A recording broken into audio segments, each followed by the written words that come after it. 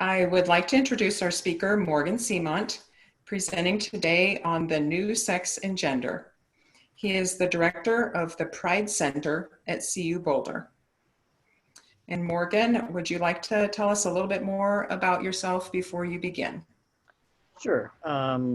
Thank you for the introduction, Cheryl. I use he, him, and his for pronouns, and I do direct the Pride Center at CU Boulder. That office just reconfigured, so it's been around for 20 years, but it's brand new again at CU. So we did a virtual launch in March because of COVID, and we're off and running. I also teach in anthropology occasionally. That's where my doctorate is from, is anthropology, and it was on the study of transgender men, their sexuality, their embodiment, and their partnerships. But today I'm going to talk about gender and some sexuality in sort of a cross-cultural comparison way, to learn that some of these new genders that have been arising in our society may not be all that new. They may just be showing up again after a hiatus, so to speak. And I'm going to work off of a PowerPoint for the first half of the presentation. So I'm going to share my screen, which probably means that I won't be able to see you. So speak up if you have a question, or you can chat with Cheryl in the chat box there, because the way I have it set up on my computer, I can't see the chat box. And like she said, if you have any questions, please just interrupt as we go along. All right, so you probably all heard me introduce myself with my pronouns. This is one of the best ways to show that you're inclusive and a little bit educated around transgender issues is to use your pronouns during introductions. You'll probably recognize she and he there, but you may not be as familiar with Z and using they, them, theirs in a singular sense. How many of you folks, give me a raise of hands or thumbs or something, have met somebody who uses they, them, theirs? Okay. To people of my generation and older, it probably sounds a little ungrammatical or grammatically incorrect to use they, them, theirs as a singular, but it actually started out when it first entered our language as a singular pronoun, and we're just kind of going back to using it as a singular pronoun. And we do this a lot without even thinking about it. You know, if I have Scott is in my office and I'm making a phone call to another office to get resources, I may say, they need to know X, Y, and Z. So I use it as a singular anyways. The easiest way, if you still stumble over they, them, theirs, is just to start using it more often and use it with everyone. And then it just becomes much more, you become much more accustomed to it and will use it without thinking, oh my God, this is ungrammatical. Ze, them, theirs is one of the many sets of pronouns that are an effort to get away from gender altogether. You can look on Facebook and find many more pronouns, but really what people are trying to do is get a hold of a set of pronouns that don't indicate gender one way or the other. And so we're seeing a lot of different forms, and that indicates that really we're in the middle of sort of a gender revolution as far as people trying to come up with different ways to refer to gender, either as a non-gender or a gender, or to step outside of the system altogether. So you'll see lots of different combinations right now. And this is just one set. It doesn't mean that they're more popular than any other. So I typically like to start off this talk around gender with biological sex, because in Western societies, we still are contained within this thought process that sex must equal gender. But if we look more closely at biological sex, that spectrum in itself is not black or white. There's not just males and there's not just females. There's intersex people as well.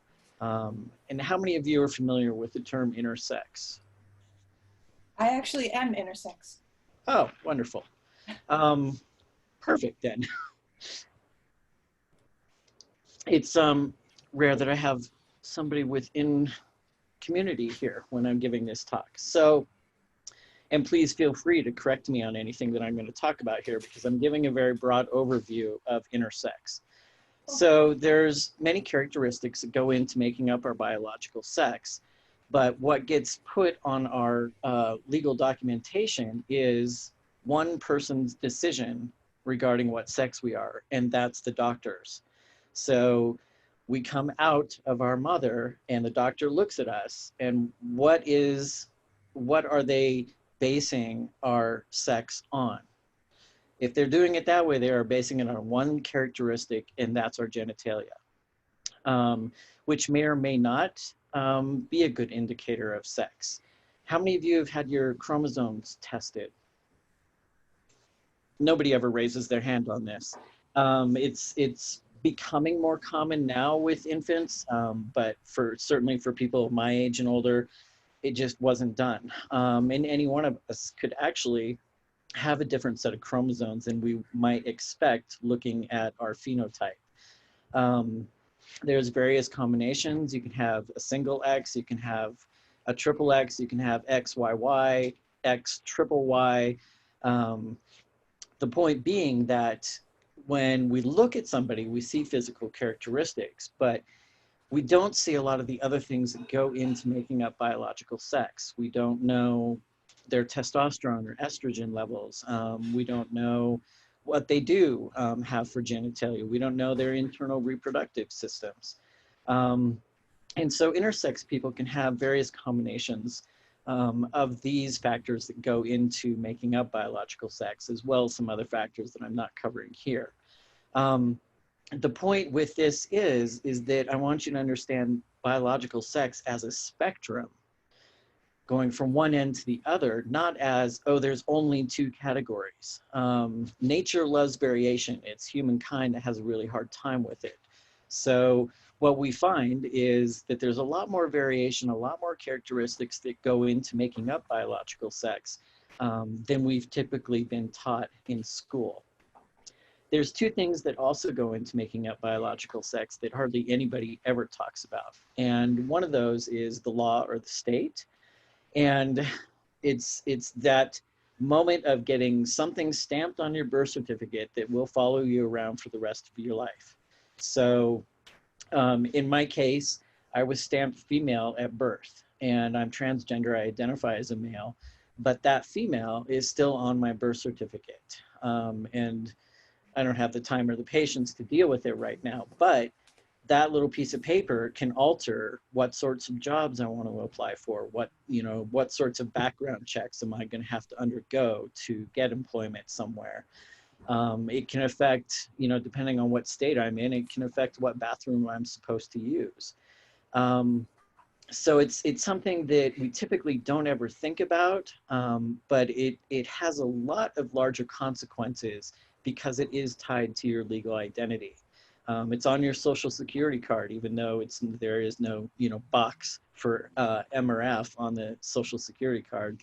But if that gender doesn't match, then everything it's in chaos because it doesn't match. So it's an important part of what goes into making up our biological sex, because intersex people don't always get classified as intersex. There's a few countries and a few states now that are beginning to recognize it, but not everywhere. The last one there is the brain. And we typically don't think that the brain contributes to biological sex, but in fact, it's been transgender people who have taught us that the brain does play a large factor in determining biological sex. And it's specifically determining gender as well, especially around gender roles, gender expression, and whatnot. And we'll get more into that as we talk about gender itself. The point that I want you to take away from this slide is that there's not just female, there's not just male, there is intersex people, and that makes up a continuum of biological sex. So if there is a continuum of biological sex, rather than an either or, black or white, then there must also be a continuum of genders. And that's where we're going to go next. So we're going to start with the spectrum of gender identity. Gender identity, most broadly defined, is that inner sense of self, whether you identify as a man, as a woman, or something in between, or a mix. And these are just a few of the terms. Again, the terms are just proliferating because we really are in this sort of revolutionary moment where we're trying to redefine what gender means. So transgender, as you may be aware of, is an umbrella term, and it can encompass anybody who doesn't identify solely as woman, solely as man. It's typically someone who does not identify with the gender that they were assigned at birth, and that gender that they were assigned at birth is always going to be based on that biological sex. So if I was assigned female, I don't identify as female, I identify as a man. But to complicate that a little bit, I identify as a trans man rather than just a man, because I want to be able to fully embody all of my socialized history as a woman. Growing up being socialized as a woman is very different than being socialized as a boy. So my experiences, my thought processes, who I look up to in the world, whether it's men or women, who I prefer to socialize with, that's all been shaped by the fact that I was socialized as a woman, which means that, yes, I am a man and I want to be identified as a man, but I am a man of trans experience rather than a cisgender male. And cisgender means that you do identify with the gender that you were assigned at birth. So probably most everybody in this room is probably cisgender. If anybody else is trans here and you want to say so, please feel free. Yes, can I ask a question? Yes, of course. Yeah. So I guess I have difficulty understanding what it means to identify as a man or identify as a woman. Uh-huh. So, I mean, I find it hard to understand, so to speak, how I'd be different if I identified as a woman. I mean, I just can't really attach any idea to that. Mm-hmm. I mean, so continue, I don't see any reason why I'd be psychologically different. I mean, I think my thought processes would be the same and so on. I think that my likes and, I mean, some of this may be wrong, I'm just saying what I think. My likes and dislikes would be the same, etc. I don't know. I don't really fully grasp how it would be different. Actually. And I'll just I'll speak from my own experience because I can't speak for every transgender person, but it was always noticed by myself and by friends that I had that I always thought differently than a woman should think. They would, say, God, you're such a dude, because I would think like a dude does, apparently. And it was very subtle variations, but when we're talking about gender, if you don't fit those norms, then we notice right away. It's kind of like, so if you're walking down the street and you see somebody on the sidewalk, what do you do if you can't figure out what gender they are? A lot of people have experienced this at some point in their lives where they haven't been able to pinpoint the gender, and they often have a hard time even saying hello. Saying hello is the same if you're talking to a man or a woman, but because it's the first way that we classify people, if we can't figure out what gender they are, we stumble. And it's oftentimes that's how we figure out what gender rules exist, is when we break them. Because there's no, you can't go and look at some book of gender rules. But that's what my friends were noticing, is that I was breaking certain rules. And I didn't even notice it, but I knew when this happens again and again and again as I grow up, that I am not fitting what a woman is supposed to fit. And I didn't have a word for it at the time. And I didn't transition until I was 40 years old. So I went, I've lived much longer as a woman than I have as a man.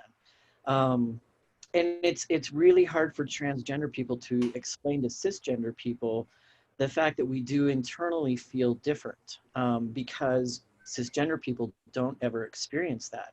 They don't ever experience that I'm not a woman or I'm not a man. But if you look at yourself in the mirror and you don't see what you should see, you don't see what you picture in your head with your body, and you don't think like a woman should think, you start to notice those differences. And typically it plays out in you know, very, you feel very alone, isolated, oppressed, really trying to figure out what is wrong with me, because clearly I'm not fitting these norms that I should. And it typically leads to really depression, anxiety, a lot of times for some people it's suicidal ideation, because you just can't figure out where you fit. Once you finally learn that there's a term for it and that you can transition, it's usually a great relief for most of us that, oh my gosh, I don't have to live this way anymore. I can actually become the person that I've been inside all the time. I can actually finally show that to people. For me, I sort of had the epiphany that I didn't have to try to be a woman anymore. Once I knew that I didn't have to try and that I could actually just embody being a man, you know, my depression lifted. I felt people noticed all the time that I was so much happier. I smiled a lot. I just knew suddenly that I fit. I had a place now. But for the 40 years up to that point, it was, you know, like walking across a campus and tripping every 5 feet. It was like, I know something's wrong, I just don't know what it is. And when you finally are able to figure it out, and finally figure out that there may be a solution for it, it's, you finally drop into who you are. And that's why we talk a lot about being an authentic self, is that you can finally give up trying to pass as a woman, or, you know, vice versa, trying to pass as a man for women. So does that answer your question a little bit, Michael? Well, it's just a quick comment. I mean, at one point you used the expression, think like a woman should. Mm-hmm. And so I'm inclined to think, yes, there are these social expectations that can be quite deeply ingrained and so on. And, you know, I can remember when one of our daughters had a boyfriend early on, and he asked her if she knew much about computers, and her answer was no, she knew virtually nothing about computers. But actually, she'd been exposed to computers and computer programming from quite a young age. Was Mm-hmm. also mathematically very good. So, I mean, to me, what was going on was that she picked up the idea that you don't want to, you know, give the impression you might be smarter than your boyfriend or know more about these sorts of areas and so on. And I want to say, you know, that's all rubbish, that we should get rid of all that crap, basically.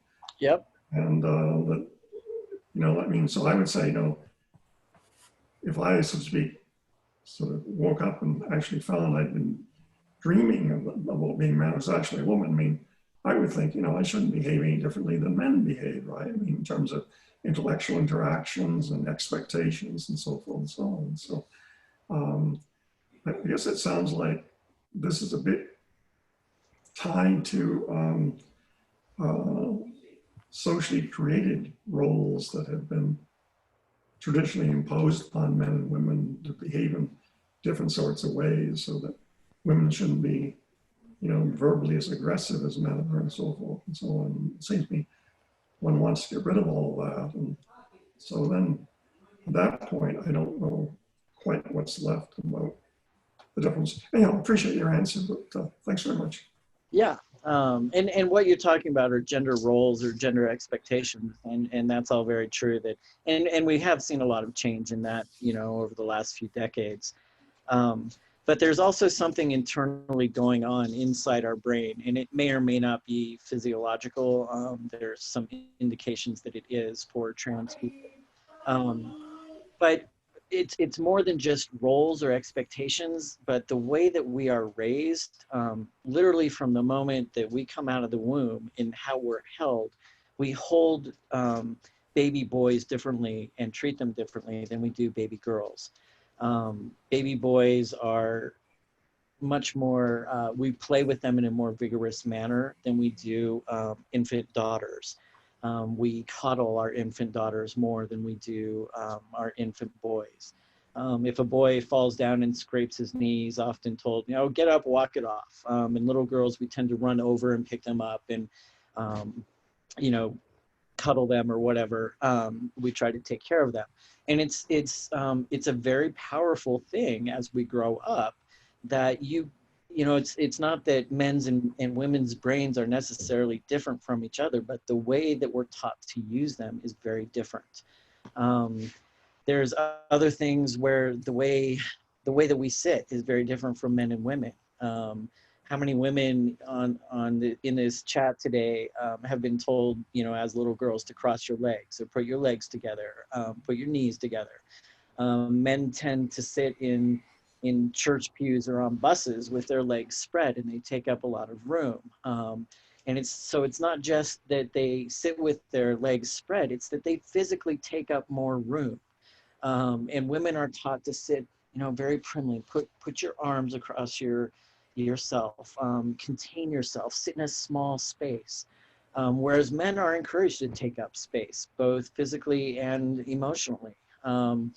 And so it's not just those roles that we've developed, it's literally the way that we have been raised from day one.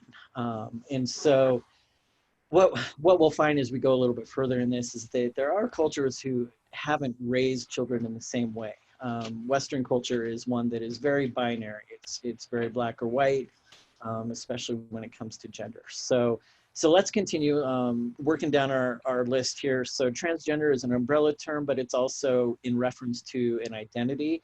Transgender, when we speak of it as a single identity, often people think of somebody who has gone through a full physical change. So I identify as a trans man, I look masculine.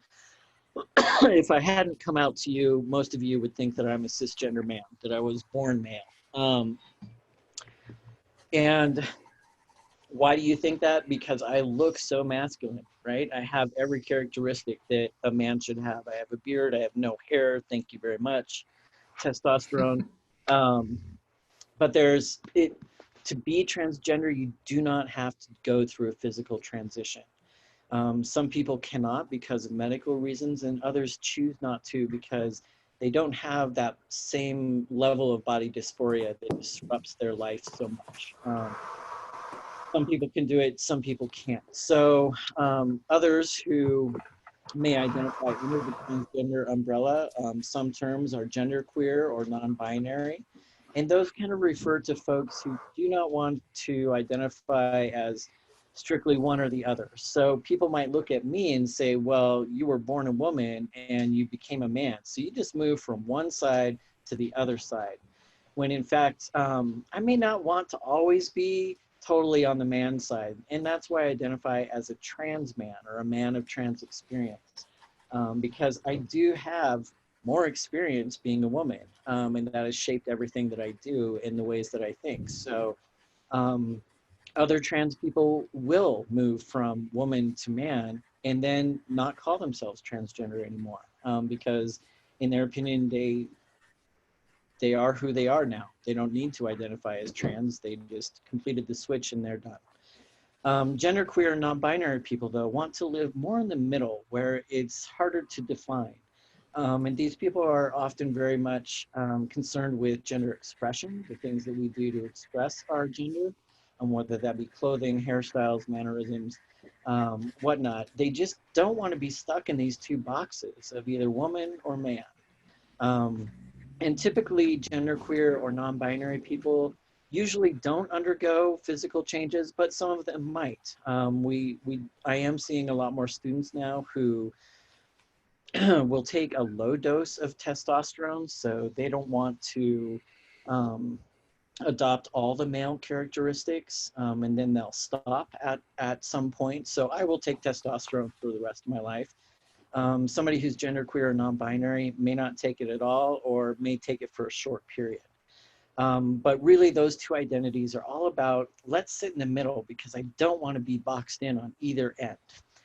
Other folks will identify as agender or without gender. And this is a tricky one because while personally you can identify without a gender, because you live in a gendered culture, culture will always gender you. Because again, it's the first way that we classify somebody. Beyond their age, beyond their name, beyond their race, we actually look at their gender first. So it's a more difficult identity to embody at times, but just as valid. So let's move on to different ideas around gender identity, different cultural expressions of gender identity. So while in the West, we only have two genders, woman and man, there's a lot of other cultures that have a third gender. There's cultures that have 4, 5, and 6 genders.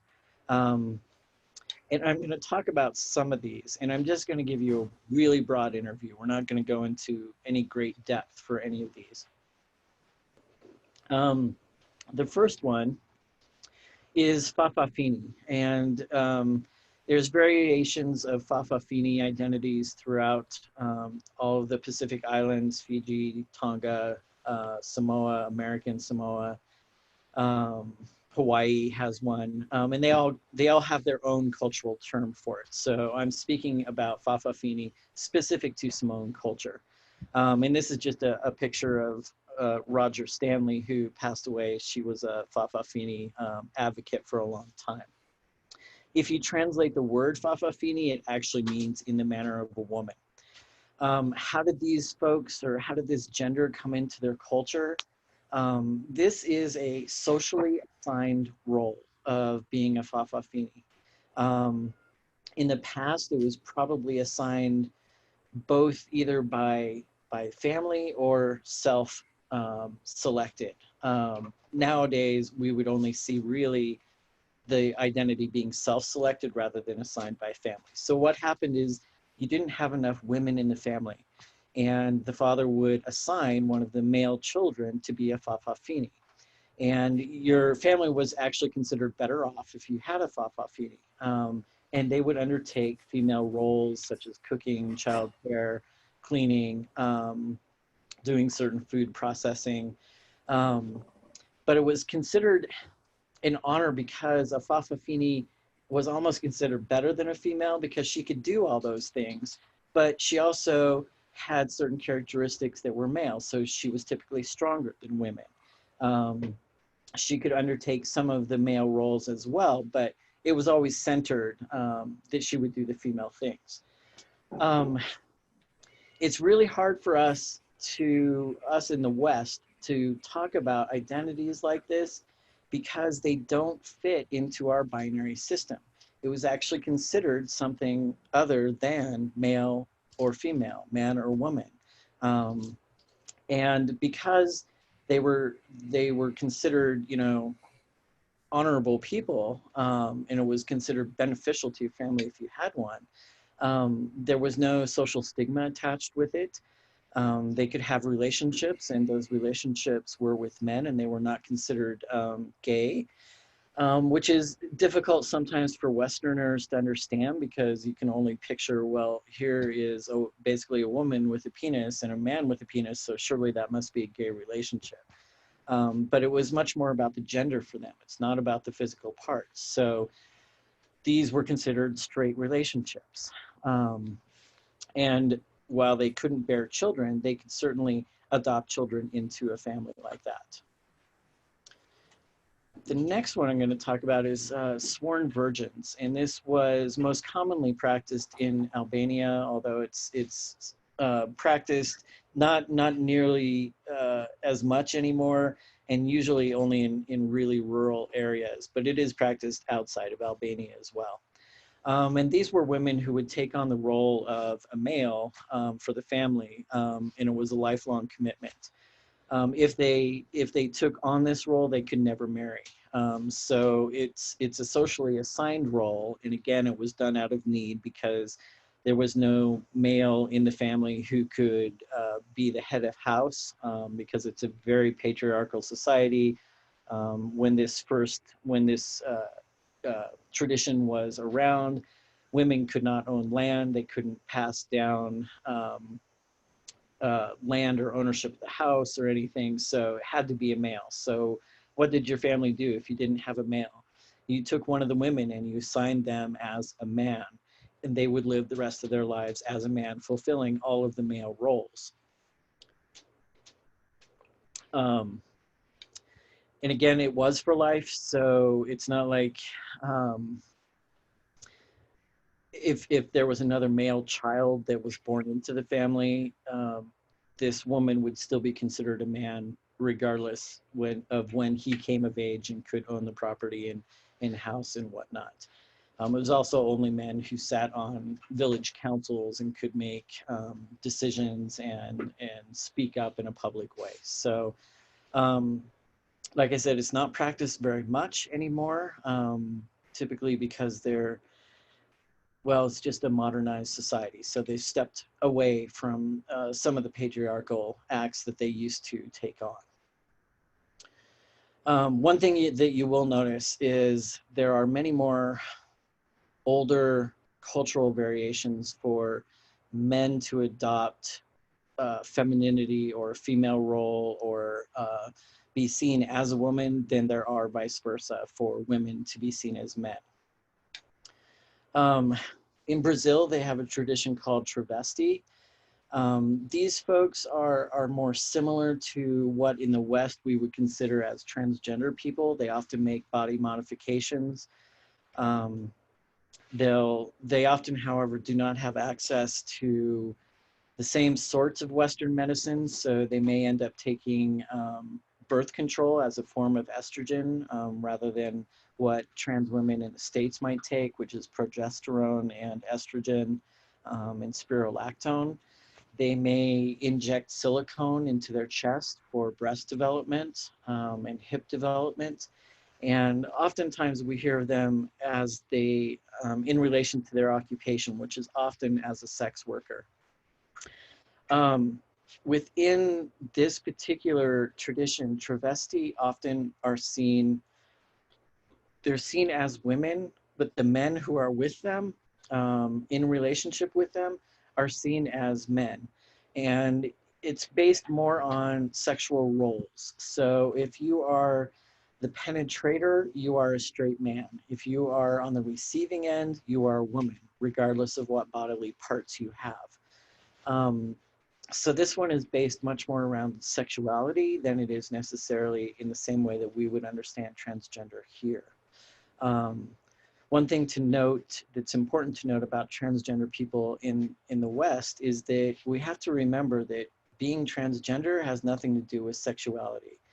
That a transgender person can be gay, straight, bisexual, polyamorous, polysexual.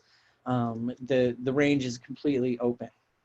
But this particular identity can be based often more around sexuality than it is around than it is in the same way that we would understand transgender identities here. Another example here is the Muxe women from Oaxaca, Mexico. And this has traditionally been associated with the Zapotec culture. So in northern Mexico, you would not find these identities. It's really only in southern Mexico.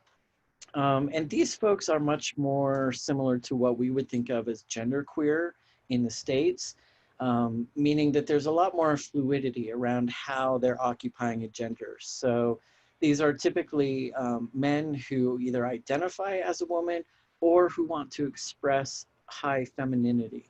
And it wouldn't actually even have to be high femininity. They have more effeminate manners to them, expressions to them.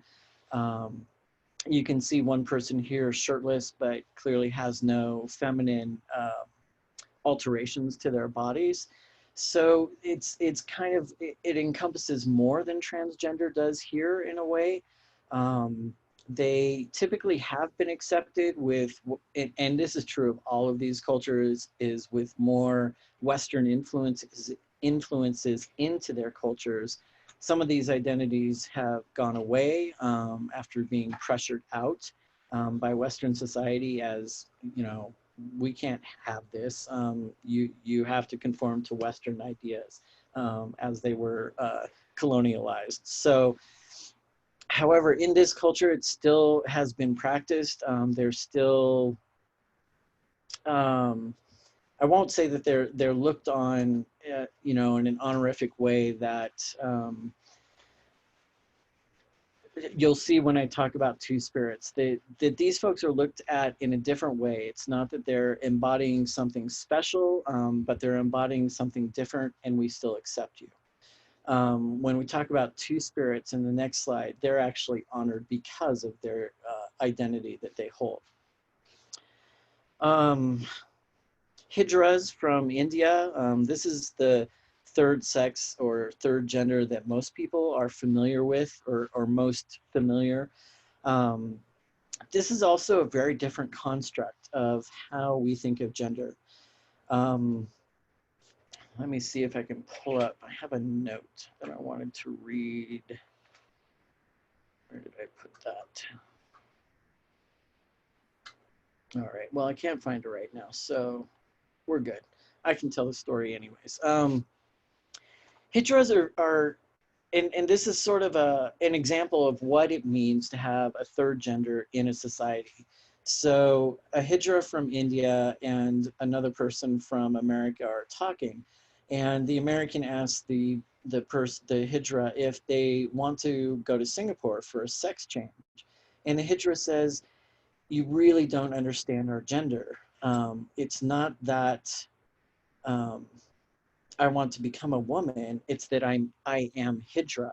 So it's they dress and they act as women, but they don't always want to change their bodies. And it is a third option.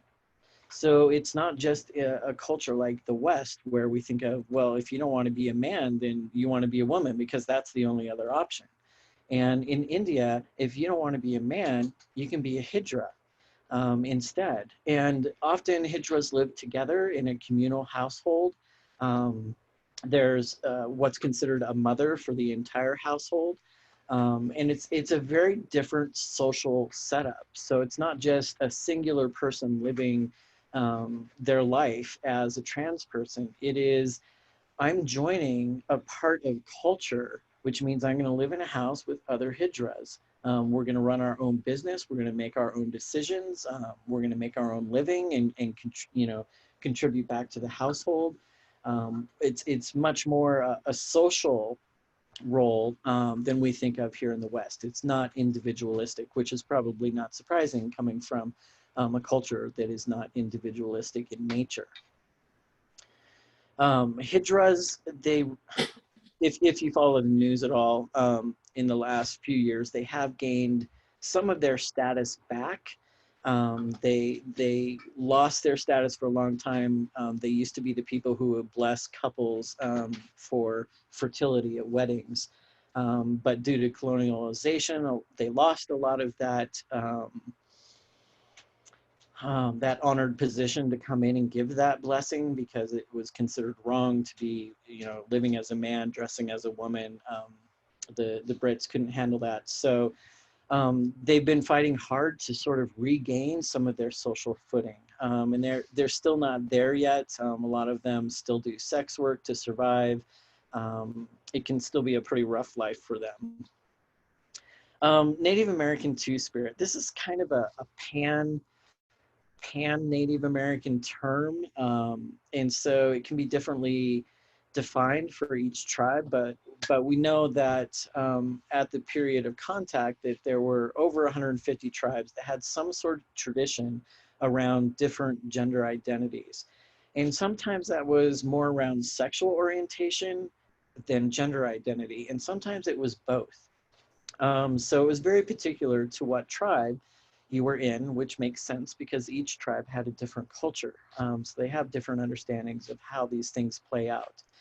The difference between two spirits and, for example, the Mushe, which I was talking about earlier, is that you were considered a more integrated person as a two-spirit, that you were adopting both your feminine side and your masculine side. Whereas people who identified as men could only, were only adopting their masculine side. And so they were missing half of what would make them whole. So two-spirit people were often considered much better off and more complete, if you will, than other folks in the culture who were just identifying as women or men. Oftentimes these folks were also shamans, but again, that's different for every tribe as to how they were considered. Some of these folks could marry and have relationships, some did not. It just depended again on what tribe and culture you were in. There's also one that I didn't put on here that we've learned about recently, and it was, I can't remember if it was Iraq, I want to say it was Afghanistan, that they also take on something very similar to the sworn virgin role, that if there is a family that doesn't have enough sons, they may take one of the daughters and give them a role where they take on a male role.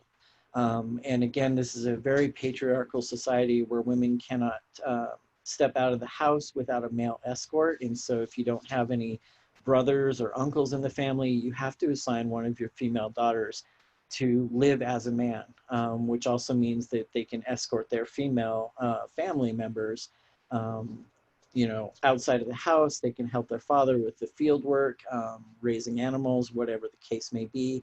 The difference with them and sworn virgins is that at their age of puberty, they will go back to being a woman.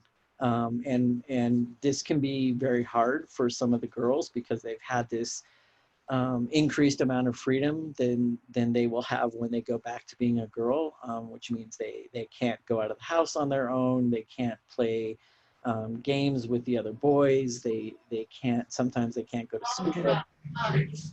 So it's a very different social setup. So the next thing I'm going to talk about is gender expression. And so how are we understanding both gender identity within our own culture and other cultures? And when I ask people, you know, how do you identify somebody's gender, or how do you express your own gender? The number one way is through clothing. At least in the West it is. And so can you all give me some examples of gendered clothing in the West? Well, definitely a dress. A dress, right? And that's how you identify the bathroom is something that looks like it has a dress or pants. Yeah, that silly little stick figure with a dress, right? When my mom went to school, she never wore pants, and it wasn't because it was a uniform requirement. It's just that women didn't wear pants where she was going to school. And nowadays, we see women wearing pants all the time, right? So looking at gender expression is a great way to see how gender is changing and gender roles are changing. But we don't see the same or the reverse of men being able to wear skirts, right? The number of times that I've seen a man wearing a skirt in Boulder is, you know, less than a handful in the 13 years that I've lived here. What are some other examples of gendered clothing? Icky high heels and all this other stuff, and makeup that my mom wanted me to wear, and I hated it. It was required in my school when I was little, and I never wore a dress after they took away that requirement. I hated it. Good for you. Yeah, there's actually a book by a trans guy in Denver called The Last Time I Wore a Dress. But that's, again, that was one of the things that told me I just wasn't acting correctly as a woman, because I couldn't stand to wear dresses. My mother said that she was going to make me wear a dress once a week when I first started school, and that lasted exactly 1 week, and then she picked a different battle because she wasn't going to win that one.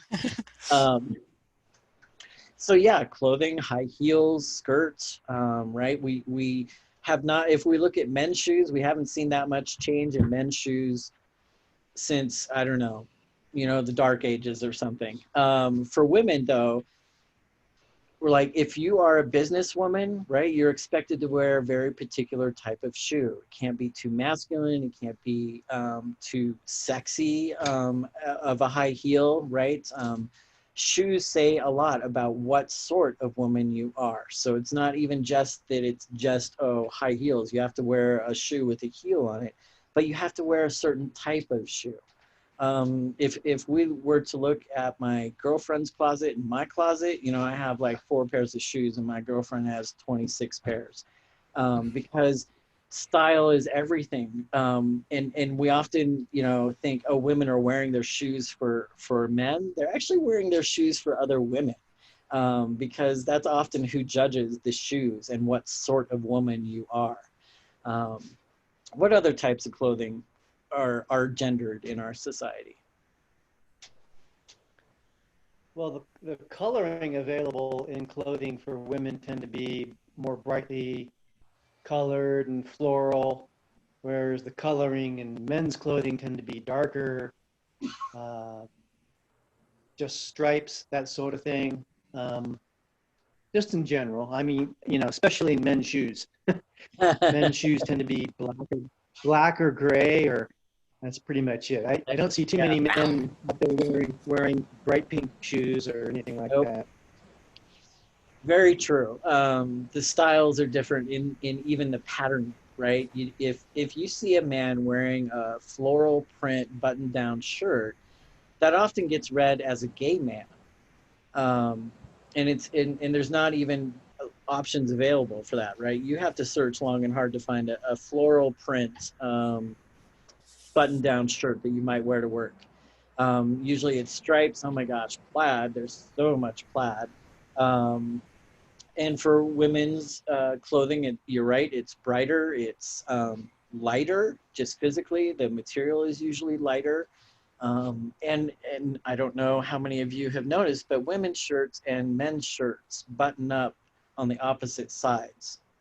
And one of the reasons for that I was told, I have no idea if this is true, this is a tangent, is that so the person dressing, if it was a woman dressing a man, then it would be the same way she did her buttons, but it would be on him. Anyways, it's a subtle thing, but clearly it's been around for a long time, and it's never been changed that those buttons are on the opposite sides. Women also don't get pockets for some unbelievable reason. I don't understand. Yeah, it's crazy. I wear men's pants. I wear men's shoes. It's like, ugh, I hate female clothes. And I hear that a lot, is that women's clothing has no pockets. Or if they do, there are these tiny little pockets where, like, I don't know what you put in a pocket like that. Certainly don't Yeah, put and you're supposed to carry a stupid purse? No way. a purse, yep.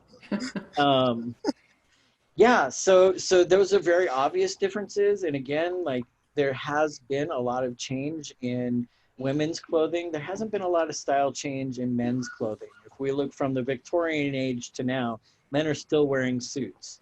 There's a lot more change in women's clothing, and that they can express themselves, I think, more fully, more humanly than men can. Men are they have a very narrow set of selections for clothing. What are some other things about our physical appearance that are gendered?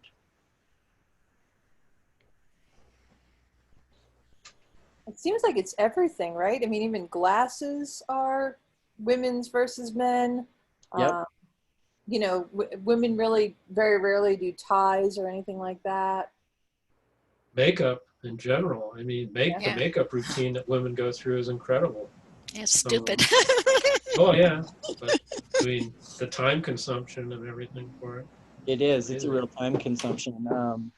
It's also a multi-billion-dollar industry, I'm sure. One of the things, so I teach a class on gender, sexuality, and culture, and one of the things that I challenge my students to do during that is to express themselves by doing something in the opposite gender, whether that be physically or whether it be emotionally, you know, and how they speak. But one of the easiest things to do is to have men do feminine things, because men typically don't do feminine things. One of the things that I suggest if they're having problems coming up with something is have a male put on fingernail polish and go about his day. The last student that I had do that didn't last for more than an hour because he just couldn't, it felt so uncomfortable to him, and sort of an internal attack on who he was because he was so worried about what other people were thinking about him wearing nail polish. And again, that actually may go back to his sexuality rather than his gender identity, because men who have effeminate characteristics or express more femininity in our culture are automatically assumed to be gay rather than, oh, you must be trans. It's much harder for me to come up with something for my female students to do that is really outside of the norm. I've had suggestions like, you know, don't shave your armpits or don't shave your legs, but there's plenty of women, especially in Boulder, who don't do those things. Me. Yeah. I actually think it's the stupidest thing that women shave, but anyways. Morgan, can I say something? Yeah, absolutely. Being a female, I Yep. have a lot of anxiety just stepping out of my house with no makeup. Oh, yes. And I think that's a box that I have put myself in that is really unnecessary. And during this COVID-19 shutdown, because I've been in my home a lot, I have not worn makeup and have caught myself just wanting to go to the grocery store with a mask on, and I don't wear makeup. And it's very freeing to not have to wear makeup. So true, so true. And you're right. A lot of women do feel like they've put themselves into that box. And again, it's really not that women are doing it so much for men, is that they're doing it a lot for women because that's who they're worried is going to judge them, is women, which is an interesting thing that we don't talk about much. But it's really hard to get my female students to be able to do something that really feels unusual that women would not do. And I have had them use the men's restroom before, just so they can get an idea of different cultural practices in the bathroom, but also just being in a space where you do not feel like it's your space to be in. But I have this, I do this thing around gender expression because I want to note that this is one of the ways we can see how gender is changing. And again, because we're sort of in this gender revolution around trans identities right now, we're seeing people who are mixing up clothing a lot. They may wear something masculine on their top and something feminine on their bottom. We have seen more men wearing makeup, doing their hair in a more feminine way. We've also seen women, and this has less to do with being trans because we've seen women be able to wear pants. They wear, you know, you can, if you're a woman, you can go in and grab your husband's clothing and wear it outside. It's probably a poor fit, but people won't look at you like, oh my God, something's wrong with you, like they did in the 50s. We see men wearing ponytails. Before the 50s, we probably couldn't have found a white male in America with long hair. If they were native, they could have long hair, but white men before 1950 just didn't have long hair, right? In fact, our professors who do have long hair, who are men, still get lower FCQs than men who don't have long hair. We see men wear more rings now. We're seeing men wear some necklaces now. And then we also express our gender very much through our mannerisms, how we talk, how much space we take up when we talk, how we use our hands when we talk. But some of the things that we may not think about are things like names. And this is particularly a good example to show how gender is changing through time. So there are certain men's names now that are considered too effeminate to give to men any longer. Meredith was one of them. Leslie was used to be a men's name. Meryl used to be a men's name. but we don't see the opposite of that. We don't see a masculine form of Jennifer. We don't see a masculine form of Rebecca, but almost all male names have a feminine form. So Alexander became Alexandria. Michael became Michaela. I don't know why I can't think of examples today. But we can see that it all goes one way, but it doesn't seem to be going the other way. If anything, rules around gender for men are getting tighter and narrower than they are for women, who are expanding our gender norms, and trans people are expanding that as on top of what women have been doing. The writing piece often applies more to the college world, because I usually give this talk for college professors and students, that we often gender people based on their handwriting. So if you receive something that is handwritten from somebody, you are likely to gender it.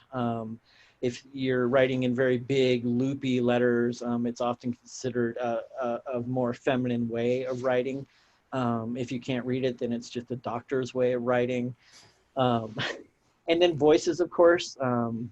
We listen to voices all the time on the phone or over Zoom nowadays, and we always will gender somebody based on their voice. And then pronouns, we've already talked about pronouns. Morgan, can I say something here? Absolutely. So I know this probably isn't intended as an inclusive list or anything, but one thing that might be on here is sports. If you look at, football and basketball, and yeah, there are women teams there, but the promotion of male sports, especially the competitive,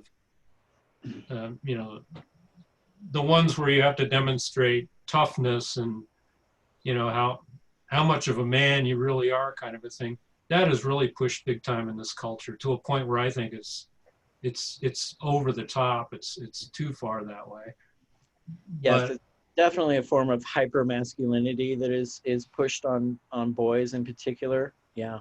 right. I think there's also occupations that are considered typically male or typically female, and of course you see people across them, but Yep. you sometimes, for some reason, we have to clarify a male nurse. Yeah. Things Right. like that. Yep. And a female surgeon. Mm-hmm. Right. Definitely. Firemen are still called firemen usually, even though they should be properly termed firefighters. But it's certainly taken women a long time to break into that field. Yeah. And being in tech, it's, just the numbers are just so skewed that, yeah, if you meet somebody on the floor, you just expect what their occupation is, if they're a developer versus some kind of support role based on gender. Yeah. Absolutely. The video game industry is actually one of the worst for sexism right now, as far as who's allowed to sort of make popular video games. It's a very male-dominated industry, with some pretty vehement attacks on female programmers. So it's interesting.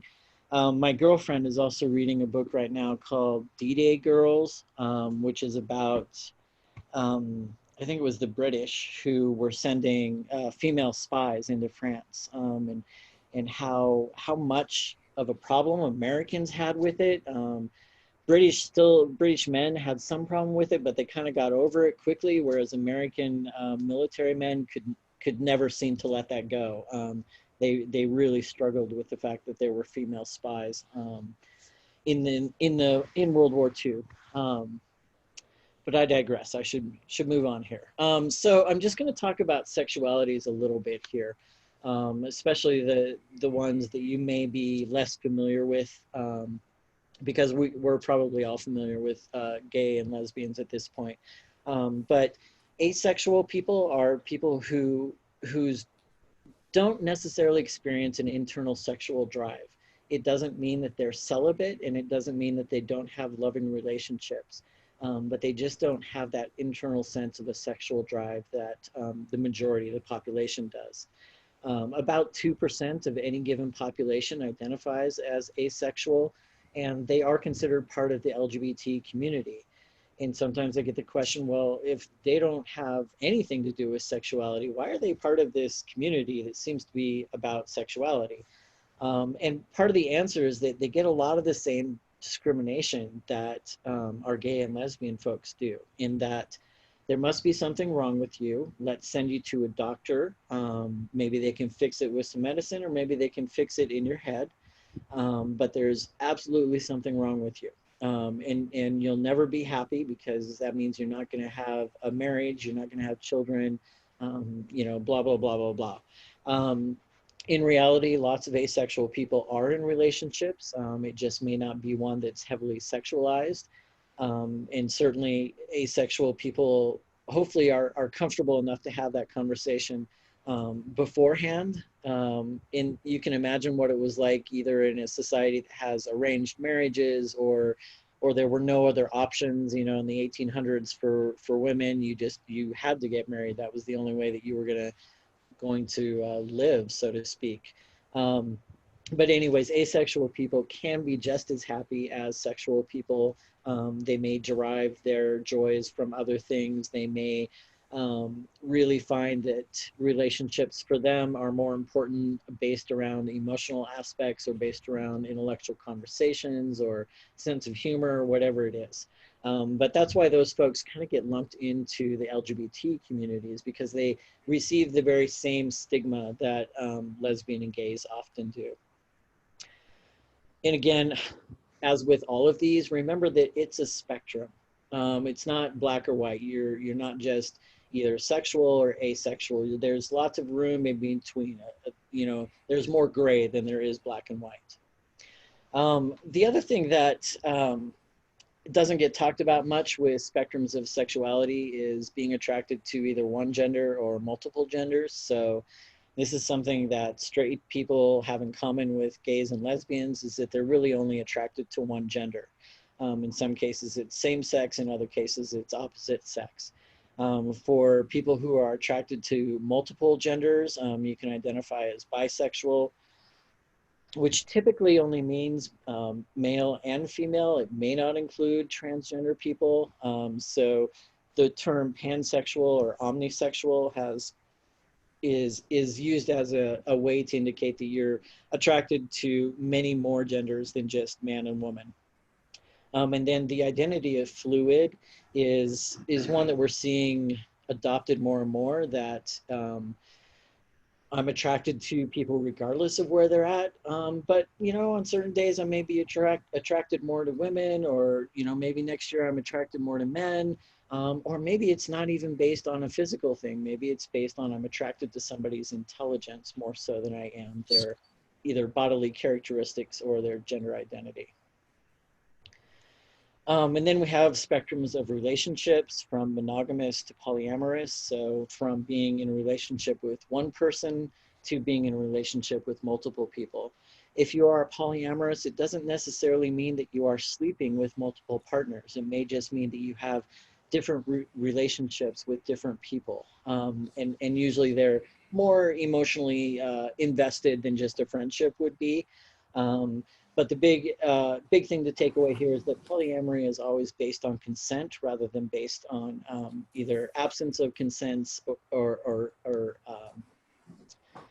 cheating. So basically, if you are in a polyamorous relationship, all the partners know about everybody. So that's the big difference.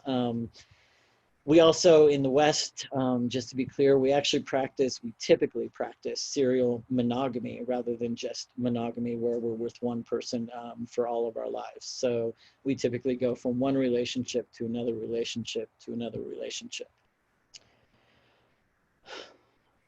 Okay.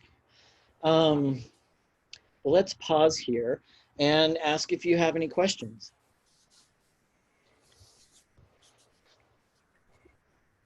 I have a question, Morgan. Shoot. On this slide right here, what is the difference between polyamorous and polygamy? Polygamy refers to how many formalized marriages you have. It's polyandry is having more than one husband. oh gosh, I'm forgetting the word. There's another word for having more than one wife. Polyamorous does not involve legal relationships, and it's a very Western idea. It just involves having relationships together. Okay, thank you. Yeah. Yeah, Morgan, I have a question. Are they seeing trends in sexual identity with age? Meaning, you know, the baby boomers versus the Gen Xers versus the millennials. Is there a trend of some sort? Definitely. We're seeing a lot more Gen Zs and millennials who are in polyamorous relationships, but also stepping away, whether they identify as trans or not, stepping away of this idea of very boxed, contained genders. That they may not fully identify as trans, but they may not fully identify as strictly woman or strictly man either. Does that make sense? Yeah, it's something that I've kind of observed, and I didn't know if anyone else had observed that or not. It is true. I was impressed. I recently went back to school at Front Range Community College, and was very pleased to see two trans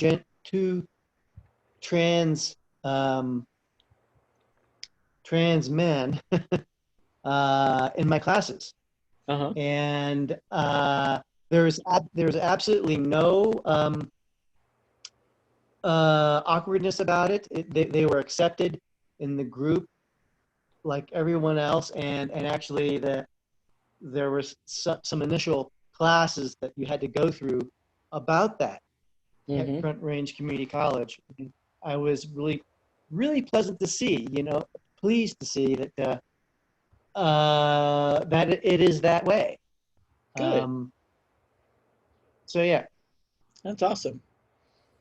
Morgan, Yeah, do you think there's like on this seeing more people doing it, is it a generational thing, do you think? I'm sure there's some part of it, but do you think there's also just kind of more of a, it's safer today than it was, say, 30 years ago? And so maybe the actual numbers of people who feel this way might be consistent over generations, but people who express it might be more likely to if they've grown up in a society, or do you have thoughts on that? Well, are you speaking specifically to transgender identities or sexual orientation? Yeah, it's kind of an interesting one because it kind of feels like it goes for almost all of the things you're talking about, right? Like, I mean, there's certainly been transgender people around since time began. The question is, you know, we are finally, a couple things have happened for transgender people to become much more visible than they used to be. And one is the technology is now here that we can physically transition. And there's many more doctors to do it. So I transitioned 11 years ago. And when I transitioned, there was one doctor in Boulder County who was doing it. And there were maybe 8, 10 surgeons across the US who were doing trans-specific surgeries. Now, you know, 11 years later, there's probably 20 or 30 surgeons who are doing various treatments across the country. And probably within Boulder County now, there's, I don't know how many doctors, there's a ton of doctors who are doing it in Boulder County now.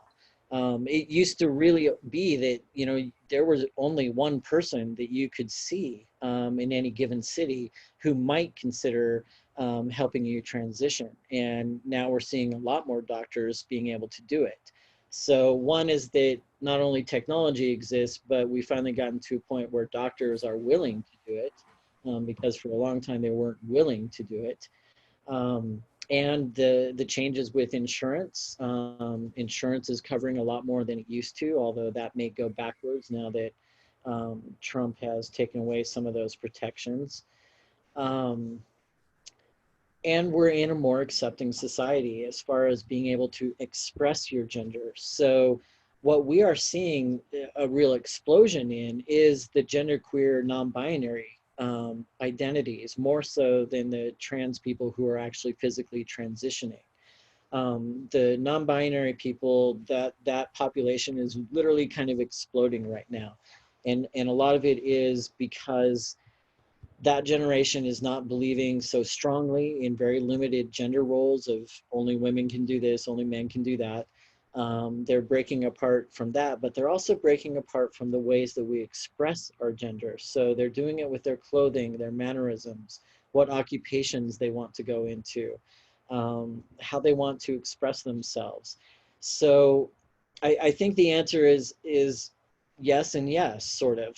It's because society is more accepting. It's because you can actually physically transition now, and there's not so much sort of punishment for stepping outside of gender roles, although that does, of course, is dependent on where you're at in the US or where you're at in the globe, as far as how far can you push those gender boundaries. If you are a woman living in Afghanistan, your choices are very limited.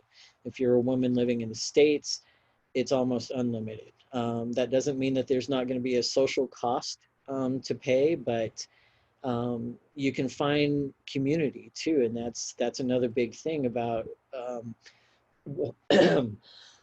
why we're seeing more and more trans people and more non-binary people coming out, is because they have a community to come out to and to come out in, so they can find social support. For a long time, between say 1900 and 1960s, it was really hard to find support if you were a trans person. That's where you did see a lot of flight to the big cities, because that was the only place that you were going to find community, which is, very similar to the gay flight to the big cities as well, was to find community. And Morgan, I related to what you said at the beginning of your presentation about people feel the need to find out if that's a male or female before they go up and introduce themselves. And I found that I did feel a sense of anxiety. I wanted to be welcoming and to be nice, but I felt like I needed to know before introducing myself. And now that they have those pronouns of they and them, I can just forget about the he and she, and just be myself and say, they were nice, or they and them, and it's easy.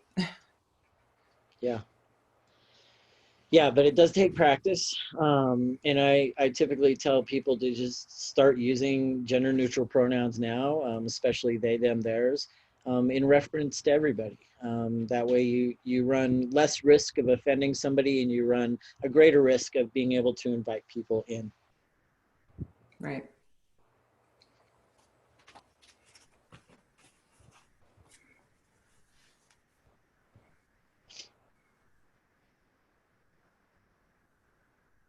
We have about 30 more minutes left. I'm not sure how much more presentation you have, Morgan. Really, that's the end of it. Usually I do some best practices, inclusion work, but we've actually pretty much covered some of that as we went through, so. But yeah, if you have any questions. Yeah, so it has been such an amazing, for me anyway, like recognizing this over the last especially 20 years, and it does seem like the ball just keeps speeding up and getting bigger, which I think is really fantastic. Do you have any ideas on what might be the next big kind of turning point, the next social, I don't know, either barrier to come down, or next thing that you think people might start experimenting or investigating in any of these kind of categories? Because you've hit on a lot of things. That's a good question. To be honest, I wouldn't be surprised if we have a backwards moment where things start to get tighter around gender rules. It's much like what we saw with the change between the Obama administration and the Trump administration, that we're seeing some backlash from having Obama in office. We're seeing backlash by the white folks who really didn't want a black president and didn't want a progressive black president. Because trans people have been making a lot of gains, I think what we're probably going to see is a backlash, and we're seeing that already with Trump, or have been seeing it for the last 4 years, that we've lost a lot of the rights that we had gained. We've lost a lot of the protections that we had gained. Even though we won the Supreme Court case around discrimination, that does not outweigh what we have lost, both as a trans community and as a queer community. So I think we're going to have to, we've done the 3 steps forward, and now we're going to take, hopefully it's only 2 steps back, and then work our way back up again. And that's the way it is with any change, is that it's really hard to take it first, and there's a lot of backlash, and then people will settle down a little bit, I think. What I would say though is we're finding more and more children, trans children, come out as trans at a young age. And what we're seeing now is more supportive parents. So my job has really changed from helping college age students embody their trans identity and move forward with any physical changes that they want to make without their parents' support, to now I'm getting supportive parents come in and talk to me about, well, how is the university supportive? What can my trans kid expect when they're here? What protections do you have in place? What can they do as a trans person? Like, I want them to be able to do everything, and they can. So it's a nice switch, but it also has some interesting implications for what it will mean to be trans. So the current group of trans people that are in the world right now are mostly those who have lived the majority of their lives, or at least half their lives, as their old gender. And so they, I know what it was like to be treated as a woman. I know what it was like to be objectified as a woman. I know what it was like to be sexually assaulted as a woman. And with younger and younger kids transitioning earlier on, they will not have that other gendered experience to draw on. If you're coming out, in 1st, 2nd, 3rd grade, and you go on puberty blockers right away, when you hit puberty, have they really experienced what it means to be a woman or a man before they transition? And that's an interesting question, and I don't know what it means. I think there's a great deal of richness to have walked a mile in both shoes. So that's been my experience, and I wouldn't change it. Although, given the opportunity to go back and be born one way or the other, it's really tempting. But I have gained so much from the experience of living as both genders, that I wouldn't give that up. Morgan, if I can interrupt real quick, if you want to stop sharing your screen. Oh, yeah. If you are done with the presentation, and that way we can all be more as a group. Yeah, there we go. Morgan, I've got a question. Yeah. On your work on campus, you're at CU, right? CU. Yeah. Yeah. Do you intersect with any of the religious groups there, the religious clubs, or? We work with the Jewish Hillel Club, and a couple. One is Lutheran, and there's one more that I don't think is. I think it's just non-denominational. So we have several LGBT groups that are of faith, but typically we don't run those. The religious associations run those, and then we just coordinate with them on different events and making sure that our students feel welcomed. Okay. Well, one of the things I wonder is how much compliance the religious community is going to show for, non-traditional gender roles in society, or does it require becoming an atheist, basically? I mean, abandonment of the religion for these people. Can they stay? How successful will people be, you know, in adopting new gender roles and also maintaining a religious belief system? That Yeah, kind of a thing. At least in Western culture. Yeah, definitely depends on the religious group. Lutherans are pretty accepting. They're very accepting. Of course, the Unitarians are very accepting. The Jewish faith has been very accepting, which is kind of surprising because it is a longer, or a religion with longer tradition than others. So that was surprising to me, but they've been very good. In fact, we've had several trans men who've been deeply involved with the Hillel organization. As you might imagine, Catholics, not so much. Mormons, not at all, really. Can't think of who else. I don't practice religion or spiritualism, so it's not my expertise. Right. Yeah. Okay. Morgan, do you have data on what percentage of the LGBTQ community actually participates in Christianity? I do not. Of its various forms? I do not. Okay. Do you have a sense? I mean, is it a fair number, like the rest of the population, or is it a more rare thing? It's definitely a more rare thing. A lot of the kids who have lost their parental support is mainly due to religious beliefs, and mainly the rejection of their children. So it's a very touchy subject. It's hard to balance supporting our LGBT students who are religious, and who are definitely a minority, and then supporting people who have experienced the opposite side of religion and been rejected. Yeah. I'd say anecdotally, I don't find a ton of LGBT people necessarily atheists. You see a lot of the spiritual, not religious, for people who didn't find a home there, but they still have that kind of, if you will, religious or spiritual mentality. I think the numbers are still fairly, I don't know. I would have thought the same thing, right? Like, how could you be gay and still be in a religion? Certainly wouldn't work for me. But apparently it does work for some people, and some people still have that, that spiritual connection. I kind of expected more atheists, but no, at least anecdotally. I don't have data. even after they've been persecuted through history for being gay, and they follow that religion. It's just amazing to me.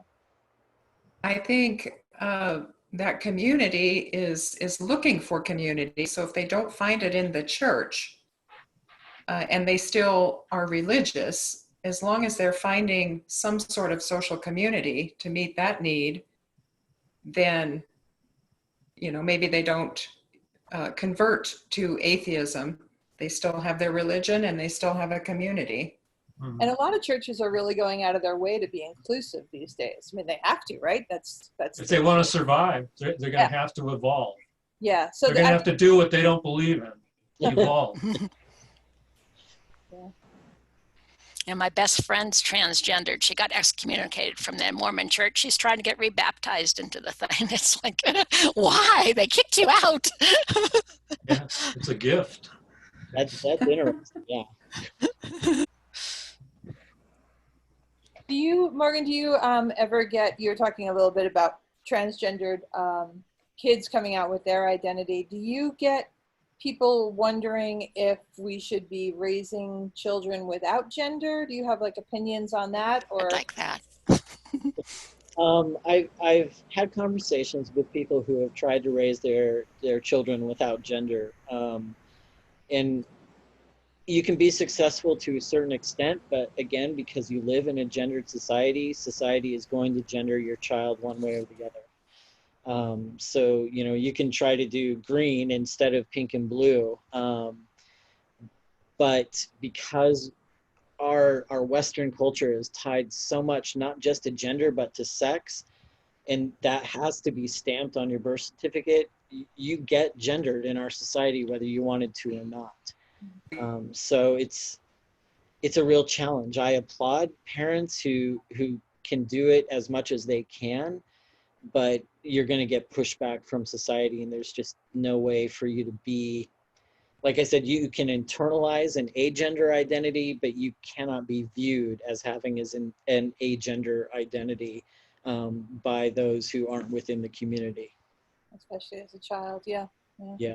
That's really interesting subject, because I have the experience of my son. He's 18 now, but when he had a friend over, a play date, the mother came and picked the little boy up, and she said, "Did you know your son said that he doesn't believe in God?"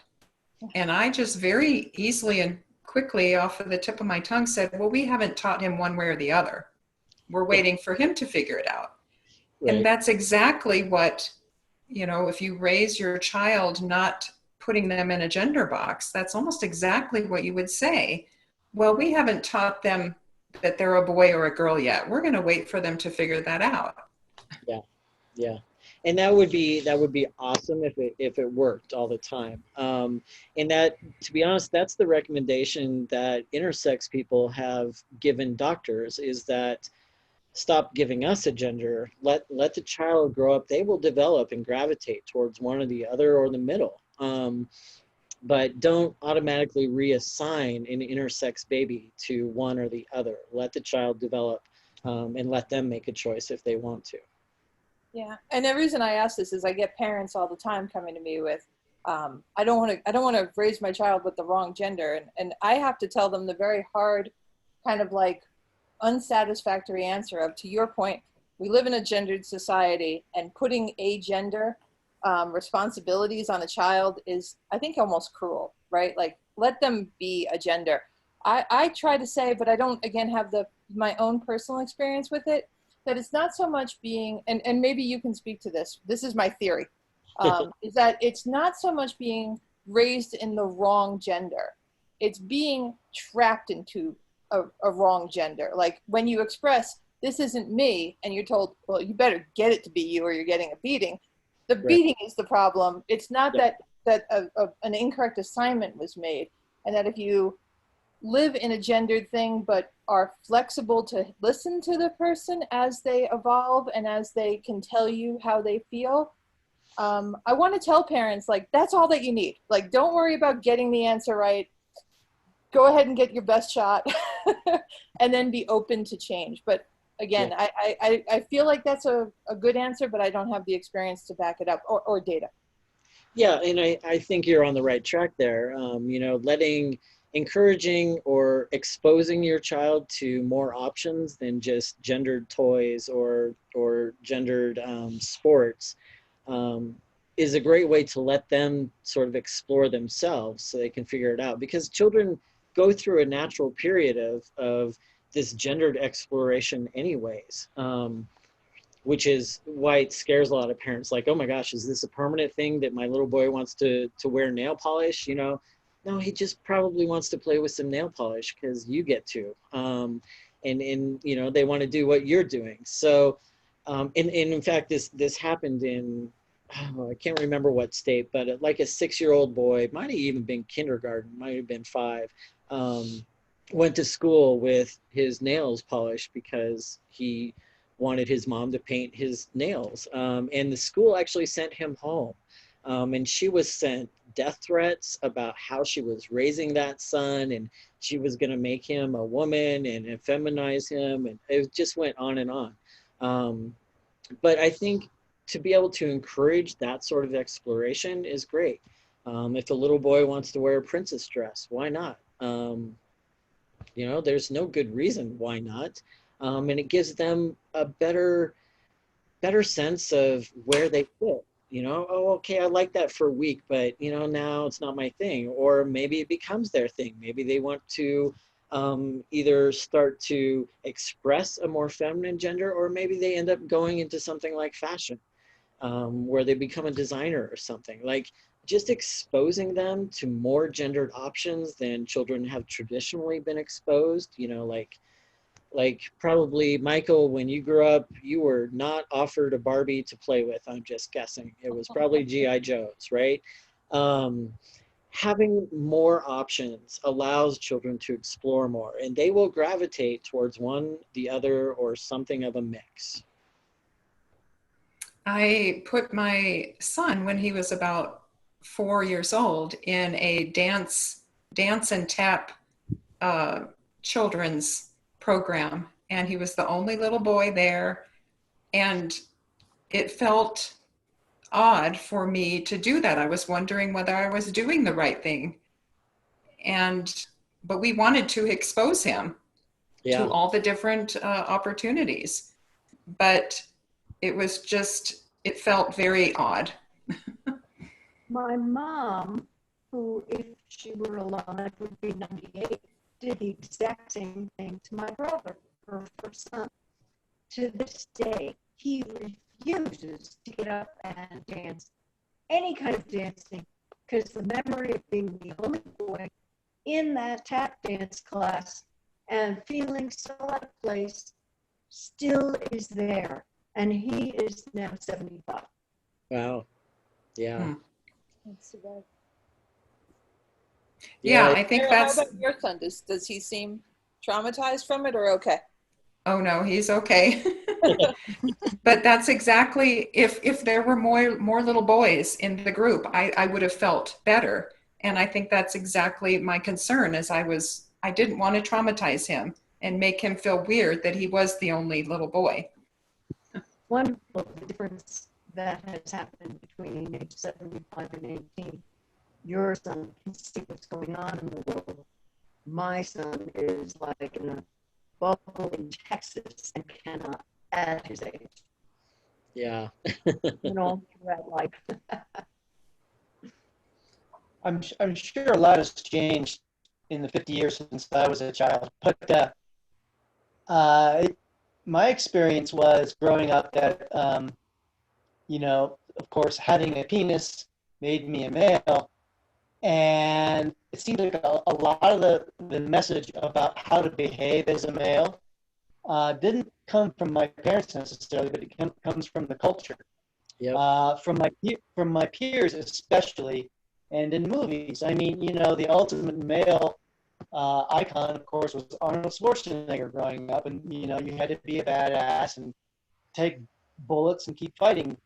All the toxic masculinity traits is what was being promoted as being male. Super strong, independent, never showing fear, never cry, all that stuff. And from the peers, I mean, I remember a number of times of having to do something to prove something to my peers after they said, "Don't be a wuss" or "Don't be a pussy." Yep. I'm growing up as a young male child, the worst thing you can 50 years ago someone could say is "Don't be a pussy," and that was taken as a great challenge or as an insult. And so a lot of that for me came from culture. Yep. And it's especially at the high school level, for me, it seemed like all the boys were getting into sports for some weird reason. Through junior high, it was like everybody was kind of the same, and then suddenly all the boys seemed to try to develop an identity further along the line of, I'm a jock and I'm brave, so I play football or baseball or basketball. And I just remember feeling very confused, like, why is this happening? Why can't I just be a kid? Why do I have to go off and do sports to prove something to my peers? Anyway. Yeah, you're absolutely right. That a lot of our gendered knowledge comes from peers. That we're constantly policing each other on what's okay and what's not okay around gender. And so if we start inserting transgender into that, now we've got more options than at least two, but there's still plenty of policing going on. You know, even within the trans community, it's like, well, are you trans enough? Are you, you know, if you don't want to physically transition, then are you really transgender? There's some of that that goes on within the trans community too. So you've hit the nail on the head as far as how we learn about gender is that, yes, we learn about it from our parents at first, but then it's really about our peers and how they're understanding gender. And we constantly go back and forth between each other. And like you said, we aren't physically saying that we're talking about gender, but when we call ourselves a pussy, or, you know, you're too strong, you know, don't play so rough. That's about gender as much as it is about the physical nature of whatever. My son's experience in high school with dating, he has come home and told us that, you know, him and his friends, if they've had a girlfriend and she breaks up with them and says the reason she broke up with them is she decided she doesn't like boys, that is very hurtful and offensive to the boys. And we tried to tell my son, don't be hurt by it. They're just figuring out who they are. And I think that, you know, kids, they feel pressure to like one sex or the other because of the, you know, being male or female. And so they try it out. And if it doesn't feel right, then they know that maybe they are different. But I think in high school, kids are trying it out, you know? Definitely. When we look at population numbers in universities, the LGBT population numbers are always higher than they are for national averages, and that's because students at that age are also exploring their identities and trying to figure out where they fit. But girls also know that that's the perfect way to break up with a man, because he can't argue against it. You know, he can't say, well, I'll change, I'll be better, I'll do this or that, you know, that there's nothing that they can do. So a woman may use that, especially a high school student, as an easy way to break up with somebody. Interesting. Morgan, do you make a distinction for cross-dressing? Does that fit anywhere in your lexicon, or? I mean, cross-dressing definitely still exists, although it's probably less well known these days than it was in previous decades. People still do it, and it's a difficult subject because you have to, there's always an argument between those who only cross-dress because they want to express and wear that sort of clothing, and those who are transgender, but all they can do is cross-dress to get some relief. So they may be in a marriage. So let's say you have a male in a marriage and they cross-dress. They may be doing it because they do identify as transgender, but they don't actually want to become transgender. But this gives them a lot of mental relief to be able to wear female clothing and look at themselves in the mirror and see themselves as the woman that they would like to be, but they don't want to give up their family, their marriage. It's too high of a social cost for them. And then there are people who don't want to transition, but just enjoy wearing women's clothing. And unfortunately for men just can't wear women's clothing without people thinking certain things about them when they do it. So they can't do it in public, usually. But there used to be conventions for cross-dressers that they would, you know, be able to go somewhere for the weekend and be able to cross-dress for the entire weekend and be able to bring their wives with them. I'm not sure that those really exist anymore. Or if they do exist, there's not as many of them as there used to be. Mm-hmm. So it's... Okay. But I think, are there more marriages that have cross-dressing men in them? Probably, and the wives probably know about it more than they used to, whereas it used to be really pretty buried underground, and you know, they would hide it to a great extent. I remember when I was probably about 11, I expressed a desire to wear my sister's dress. She's 2 years younger than me. And so I did, and my mom didn't discourage it. She knew about it and everything and took pictures, and we had a good time. It was like, you know, my sister saw me and my mom saw me, and I still have those pictures somewhere. And it was fun for me. It was fun to just put on a different identity is what it was. It wasn't like I really wanted to be a girl or anything. I just thought, what do I look like in a dress? Oh, this will be, I got to check it out. No, kids love to do that stuff. And you're right, you hit the nail on the head. It's like putting on some other identity for a bit, and let's play with it. Let's see what it feels like. Right. Yeah. So Morgan, I admit, you know, having confusing thoughts when I see somebody that, you know, I don't care if they've, you know, converted to be a man or converted to be a woman, but when I see them in the middle, like maybe they're dressed as a woman and you can tell they're trying to look like a woman, but maybe they still have like stubble on their face because of the, you know, the testosterone in their body. When I see that kind of confusing middle ground, it makes me feel uncomfortable for them. It's like I'm wanting them to look more feminine or more masculine, and I don't know what to feel in those situations. I guess after this presentation, I should just let it be. Probably. But feel free, like, especially if this is somebody that you don't know yet, to introduce yourself with your pronouns and then ask them what pronouns they prefer.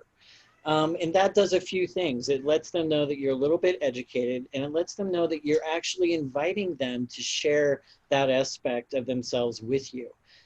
Because for trans women in particular, it's really a hard world to live in because of the physical characteristics that testosterone gives you. If typically if they are dressed like a woman, refer to them as a woman though.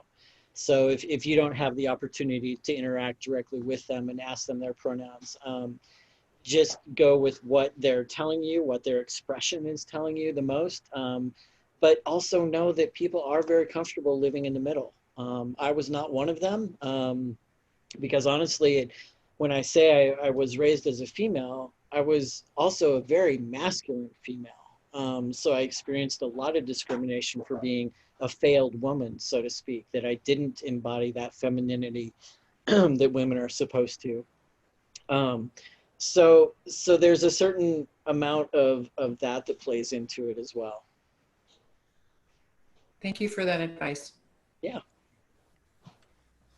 Well, it's almost 4 o'clock. If anybody has any last minute questions or comments.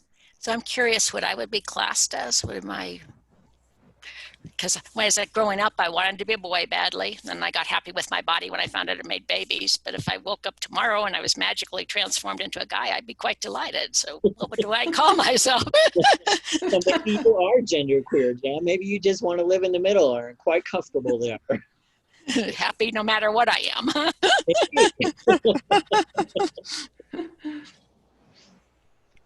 Well, thank you, Morgan. It was very interesting. Well, thank you for having me. Yeah, great Yes, question. thank you. Thank you, Morgan. You're welcome. Cheryl, Thank you. if your host, could you hang on with me just a little bit more before you hang up? Okay.